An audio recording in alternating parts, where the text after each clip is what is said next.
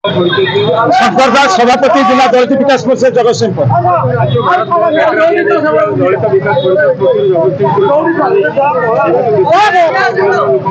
केंद्र सरकार षड्यंत्र आ प्ररोचन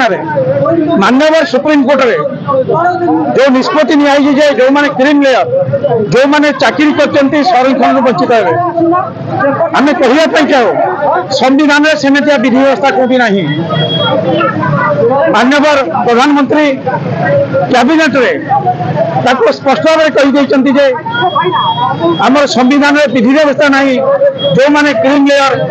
चाकरी करते संरक्षण वंचित कारण माननीय प्रधानमंत्री जो कैबिनेट आमको लॉलीपॉप देखते मिछ कहते आम घोर निंदा कर कहीं ना कैबिनेट जो निष्पत्ति सेटा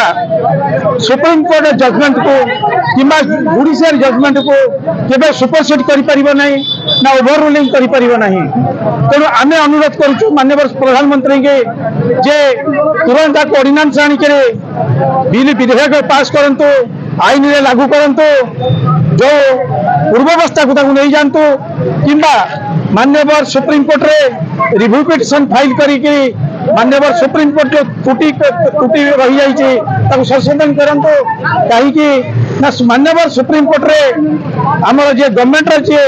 एडवोकेट जनरल जिते शुणाणी बेले सिया को ग्रहण कर नहीं जाइए जो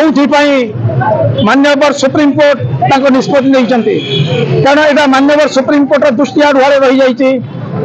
संविधान रे कौन सी विधि व्यवस्था नहीं जे